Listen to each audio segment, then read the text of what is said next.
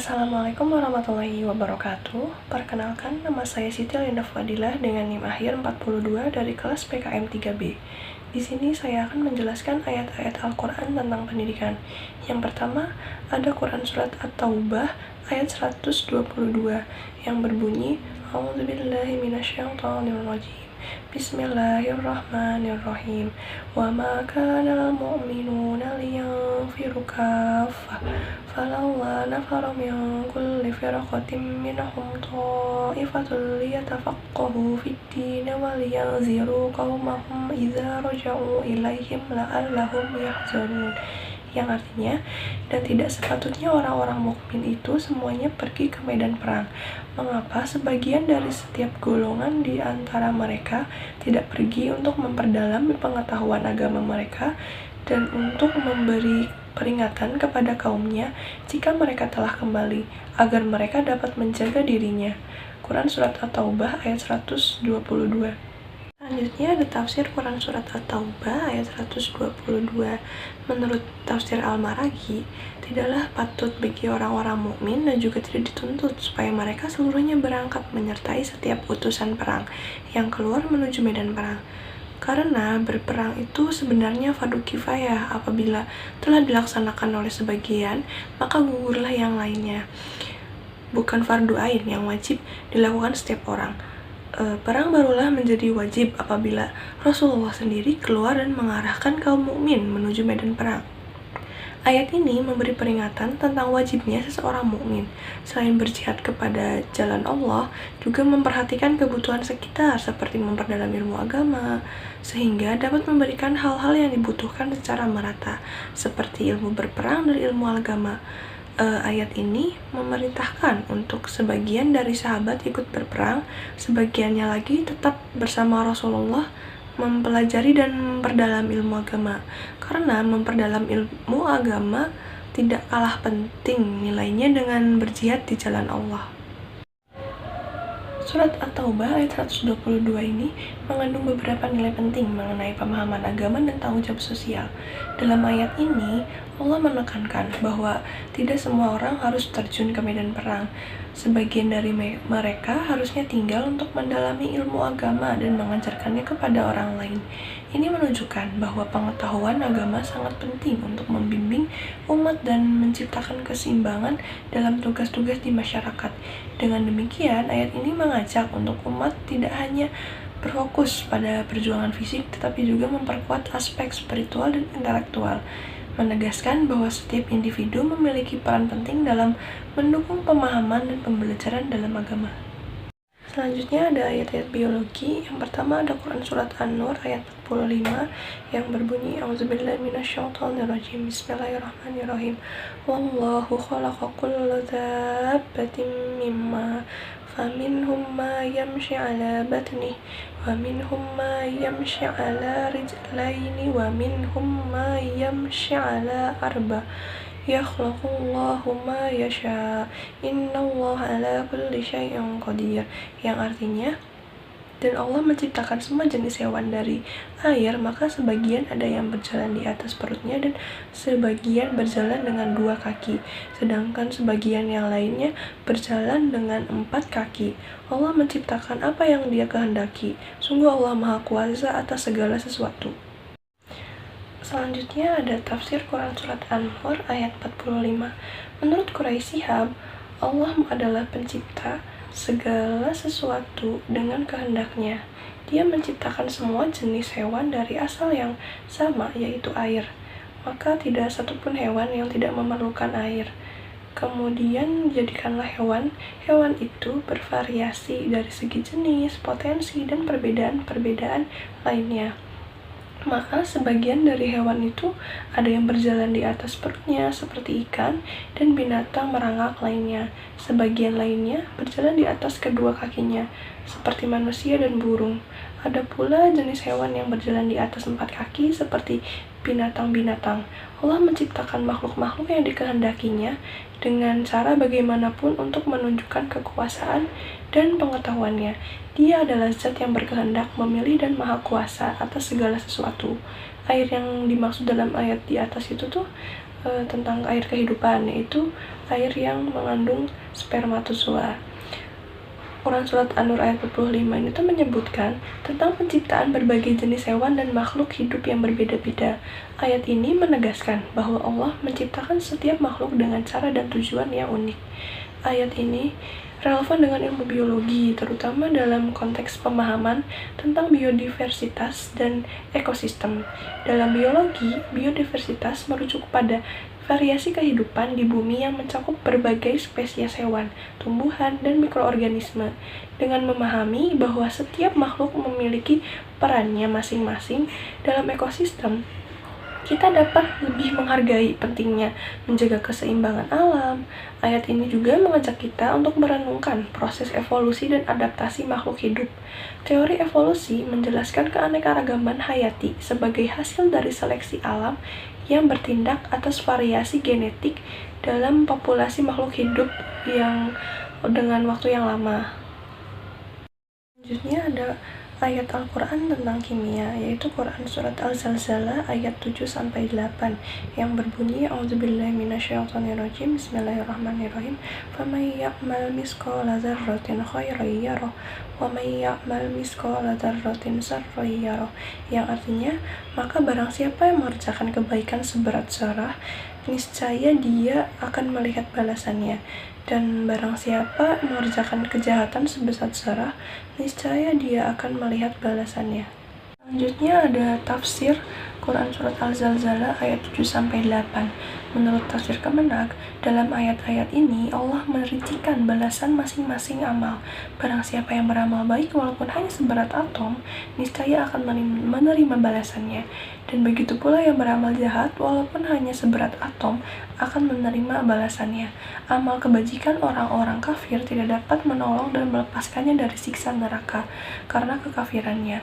Mereka akan tetap sengsara di dalam neraka. Surat Al-Zalzalah menekankan pentingnya perhitungan terhadap amal, sekecil apapun. Konsep zarah mengingatkan kita bahwa sesuatu yang terlihat sekecil atom sekalipun dapat memberikan dampak yang besar. Dalam kimia, atom adalah unit dasar yang menyusun semua materi. Atom berasal dari kata atomos yang tidak dapat dipotong atau tidak dapat dibagi lagi. Sama seperti tindakan kecil dalam kehidupan yang berdampak besar. Perubahan pada atom juga dapat berdampak besar pada sifat dan perilaku senyawa. Sebagaimana halnya amal baik dan buruk sekecil apapun akan diperhitungkan pada hari kiamat. Hal ini mengingatkan kita bahwa dalam setiap interaksi, baik dalam ilmu pengetahuan maupun dalam kehidupan sehari-hari, tanggung jawab dan kesadaran akan akibat dari setiap tindakan sangatlah penting. Selanjutnya ada ayat fisika, yaitu Quran Surat Al-Imran ayat 190 yang berbunyi A'udzubillahi minasyaitonirrajim Bismillahirrahmanirrahim Inna fi khalaqis samawati wal ardi wa ikhtilafil laili wan nahari laayatil liulil albab, yang artinya sesungguhnya dalam penciptaan langit dan bumi dan pergantian siang dan malam terdapat tanda-tanda kebesaran Allah bagi orang-orang yang berakal. Selanjutnya ada tafsir Quran Surat Al-Imran ayat 190.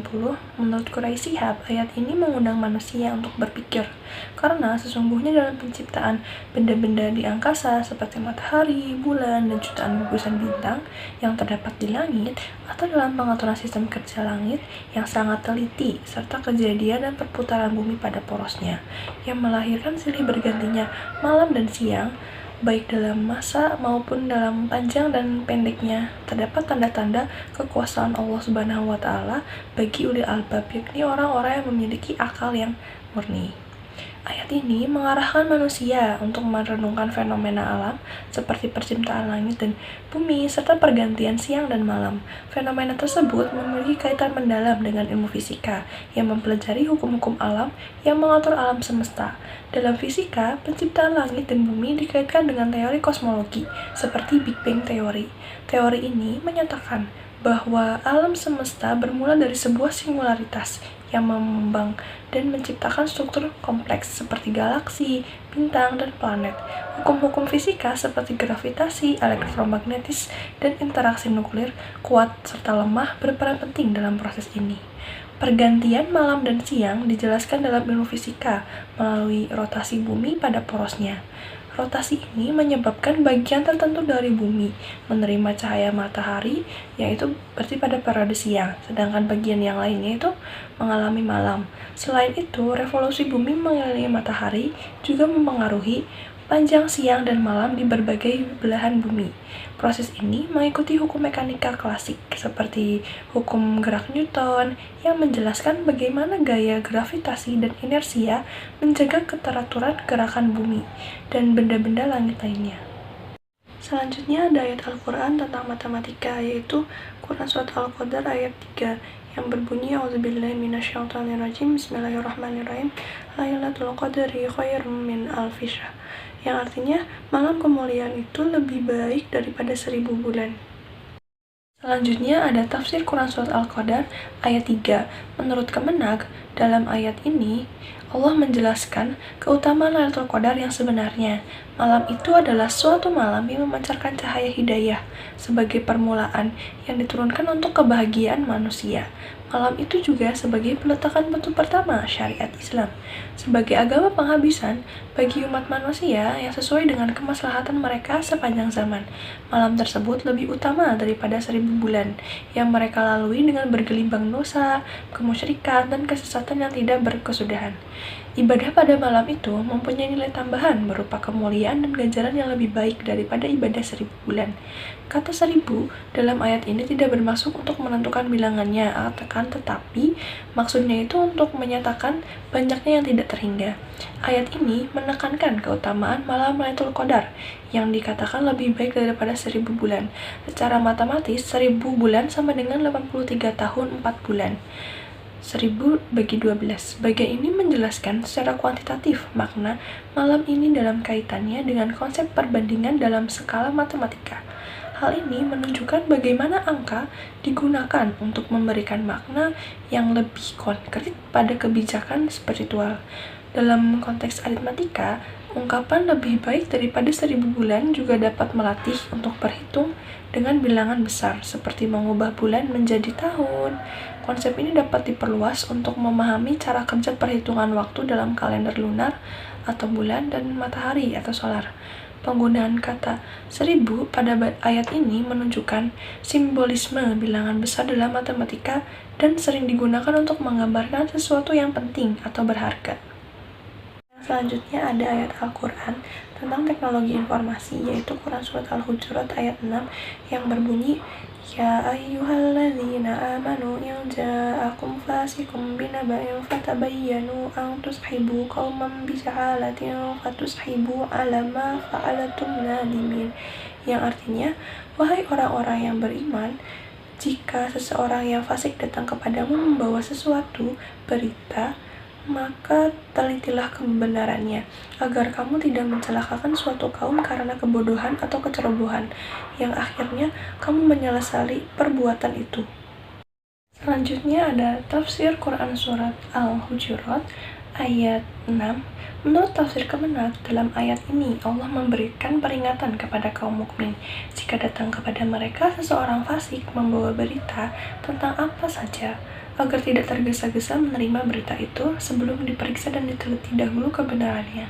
Sebelum diadakan penelitian yang seksama, jangan cepat-cepat percaya kepada berita dari orang-orang fasik, karena seseorang yang tidak mempedulikan kefasikannya tentu saja tidak akan mempedulikan kedustaan berita yang disampaikannya.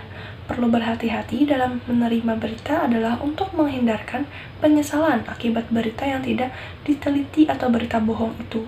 Penyesalan yang akan timbul sebenarnya dapat dihindari jika bersikap lebih berhati-hati. Ayat ini memberikan pedoman bagi sekalian kaum mukmin supaya berhati-hati dalam menerima berita, terutama jika bersumber dari orang yang fasik. Maksud yang terkandung dalam ayat ini adalah agar diadakan penelitian terlebih dahulu mengenai kebenarannya. Mempercayai suatu berita tanpa diselidiki kebenarannya besar kemungkinan akan membawa korban jiwa dan harta yang sia-sia, yang hanya menimbulkan penyesalan belaka. Nah, ayat ini sangat relevan dalam konteks teknologi informasi, di mana penyebaran berita dan informasi berlangsung cepat dan meluas. Verifikasi informasi penting untuk mencegah penyebaran berita palsu yang dapat menimbulkan konflik dan kesalahpahaman. Di dunia yang dipenuhi informasi, sikap kritis terhadap berita yang kita terima menunjukkan tanggung jawab sosial setiap individu dan mendorong kita untuk tidak sembarangan menyebarkan informasi yang belum diverifikasi. Ayat ini juga menyerukan umat Islam untuk menjaga persatuan dan keharmonisan sosial. Penyebaran berita yang tidak jelas kebenarannya dapat menimbulkan perpecahan di kalangan masyarakat. Dengan mencegah penyebaran informasi palsu, kita berkontribusi dalam membangun suasana sosial yang lebih harmonis. Hal ini sangat penting dalam masyarakat majemuk di mana terdapat perbedaan, dengan mudah menimbulkan konflik jika tidak dikelola dengan baik. Sekian video dari saya. Mohon maaf bila ada kesalahan dalam menuturkan materi. Terima kasih atas perhatiannya. Wassalamualaikum warahmatullahi wabarakatuh.